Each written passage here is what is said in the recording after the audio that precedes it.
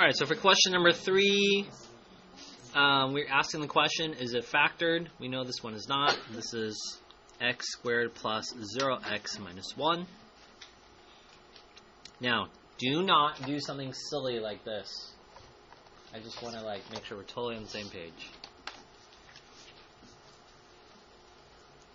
You cannot cancel negative ones here.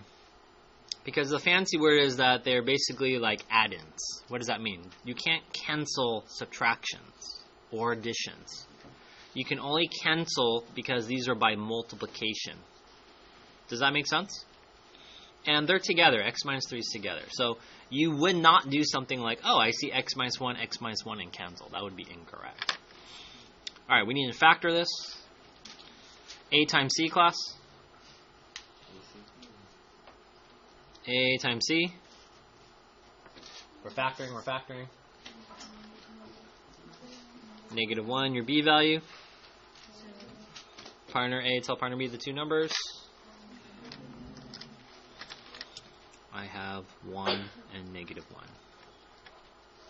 So now if I factor this, I have x minus 1, x plus 1, all over x minus 1.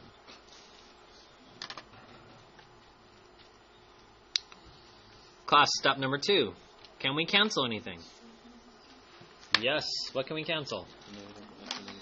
Okay, so if you're canceling this, it is a discontinuity. It is a restriction. And I'm kind of teaching you an advanced lesson. This is really tomorrow's lesson. This is a, what is it called? It's a removable hole. Like the last problem, you can take out that piece of the roller coaster. So let's note that this is our hole.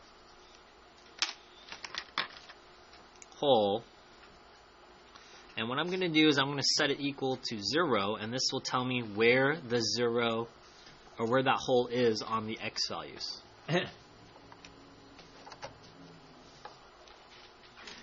So if I solve for x, the hole is at x equals 1.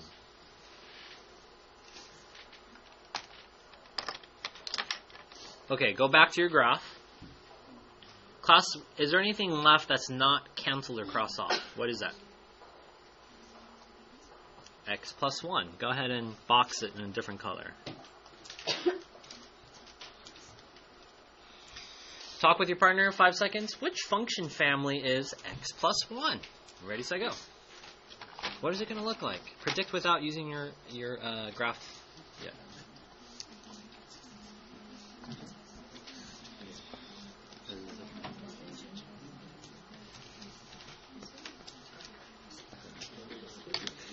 On the count of 3, it is 1, 2, 3. Okay, someone said quadratic. Do you guys see a power of 2? No, so it's going to be what?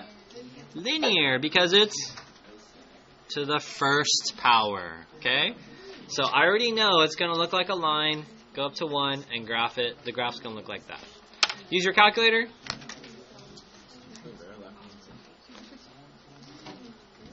Alright, I want to prove to you what happens if you don't know about factoring and canceling and all that stuff, okay? I'm going to type in the original problem, and that's going to be in my calculator, blue. Parentheses, xx minus 1, close the parentheses, divided by x minus 1.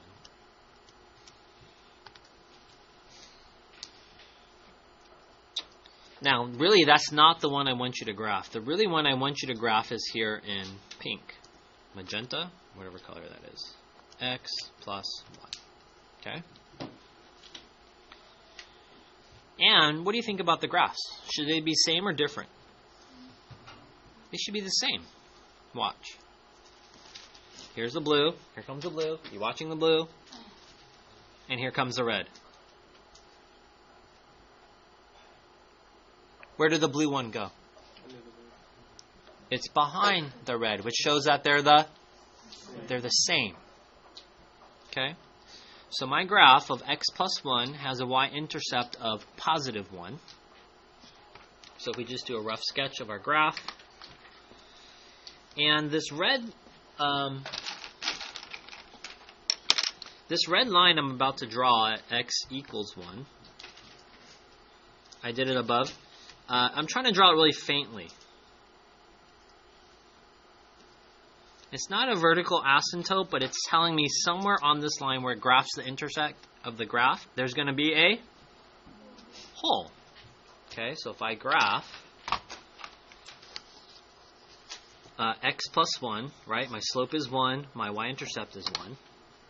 So if I say that's 1 on the y-axis, my graph's going to look like this. And then as I get towards the orange line, you're going to leave some space for a donut hole. And then this is what my graph looks like. Pink with the donut hole. Again, what does the donut hole represent? If I give you that order pair, 1, whatever it is, it's undefined. It's an open circle. Okay? Well, what does a closed circle mean? Remember, a closed circle is everything on the graph that is a solution. We're basically saying that the solution here would be undefined. Okay? And so this is how you figure out your discontinuities.